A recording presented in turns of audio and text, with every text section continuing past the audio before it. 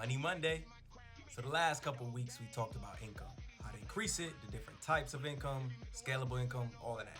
But today, I want to talk about the other side of the equation, expenses. Because you've probably heard people say, cut your expenses, stop spending. And yeah, that matters. But honestly, that's hard. Expenses are harder to optimize than people think. There's usually a ceiling to how much you can actually cut. There's only so much you can reduce your expenses by. Meanwhile, with income, theoretically, there's no ceiling. Now, similar to income, I think about expenses in two categories. You got fixed expenses and variable expenses. Fixed expenses are the big recurring stuff: housing, transportation, food, utilities, insurance, stuff like that. And for most people, housing is probably the biggest one. Now, here's something I don't think people talk about enough when it comes to lowering housing costs: relationships. Seriously. A lot of lowering your housing costs comes down to, do you have family support? Do you have friends that you can live with? Do you have trustworthy roommates? Do you have community? Because relationships impact your finances way more than people realize. Yeah, living with roommates can lower your expenses, but if your roommate is stressful, if they don't pay rent on time, if your home doesn't feel peaceful, then that affects your sleep, your stress, your focus, your mental health, your wellness, your ability to work, your ability to earn. So there are layers to this. Sometimes paying a little more for peace is honestly worth it. And the same thing applies with family too. Community can absolutely lower expenses, but relationships also take work. I'm not gonna act like relationships are easy. They're not.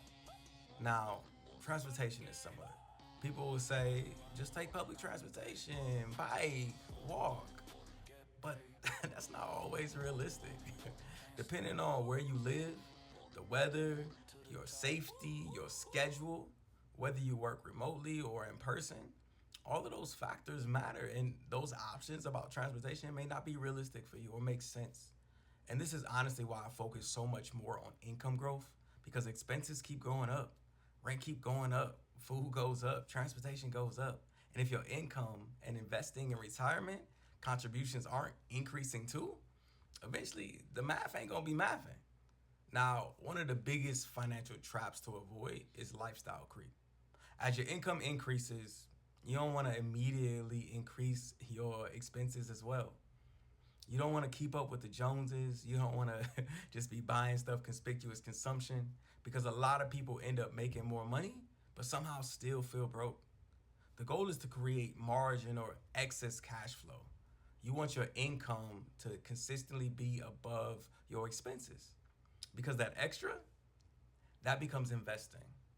That becomes saving. That becomes flexibility, it's travel, it's fun, it's freedom, it's peace of mind. Strong relationships and community help financially too. Many hands make work light. Human beings were not designed to do everything completely alone.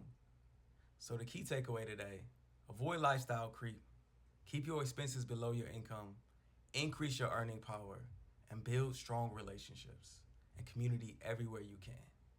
Because wealth is not just about money, it's about your support systems. If this helps, send it to someone who's trying to build and get their finances together. And let me know, what expense is hitting you the hardest right now? I'll see you next Monday. Peace.